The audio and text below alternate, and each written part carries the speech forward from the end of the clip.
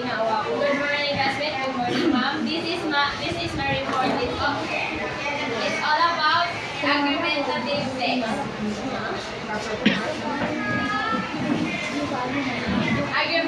Argumentative text report. Should school uniform be mandatory?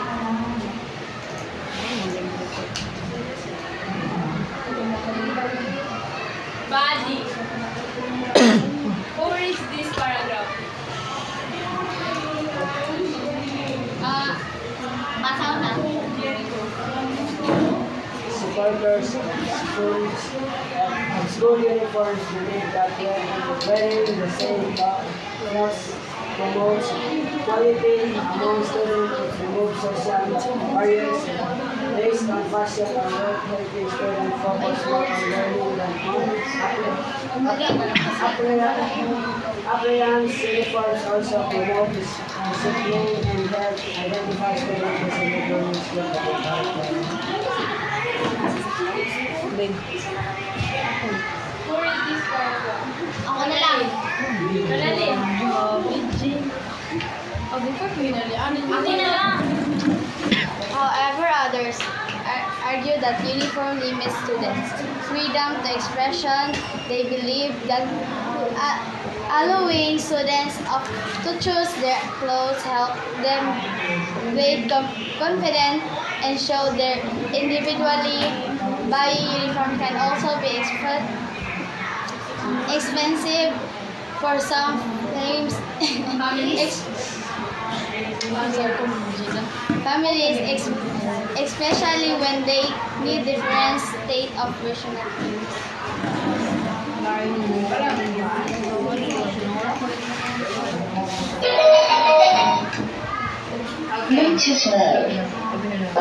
So in this body, the Comments in favor of mandatory school uniform. Number 1. Promote equality. Uniforms create a sense of equality among students, reducing peer pressure related to fashion and social status. Number 2. Who read this number 2? Enhance discipline.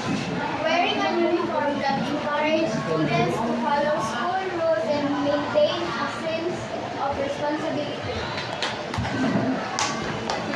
Okay, onto this, we have here arguments in favor of the mandatory school uniform. So, you always give explanation on your stand.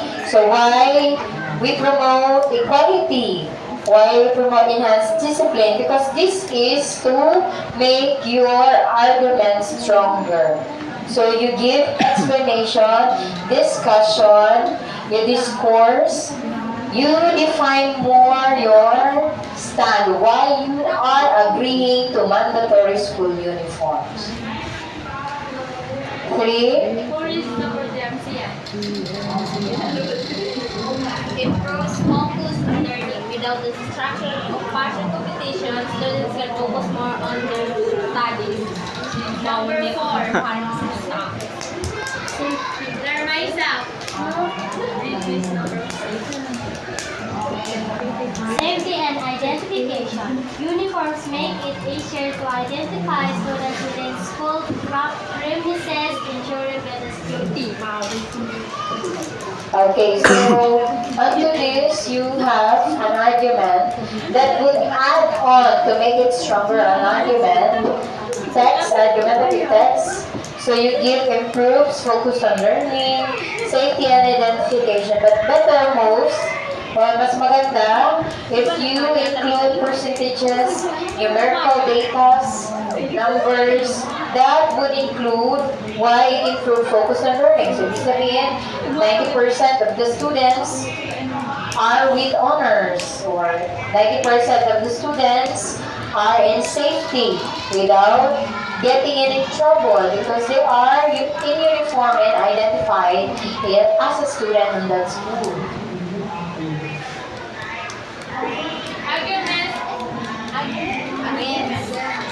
Against mandatory school uniform. Number 1. Free self-expression. Students may feel restricted in expressing their personality through clothing. What here? Most concerns. Purchasing specific uniforms can be expensive, especially for families with multiple children. Okay. Number 3, Daniel.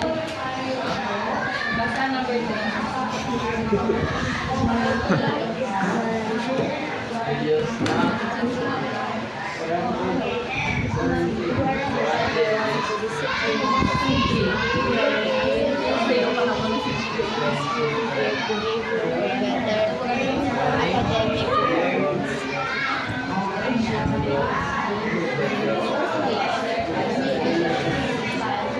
Glory, number 4.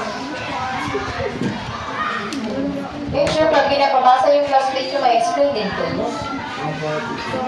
Family forms may not be comfortable for all students, affecting their ability to participate fully in school activities.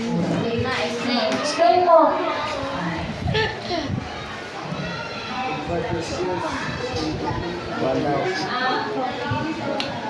English. Wala yung information ako.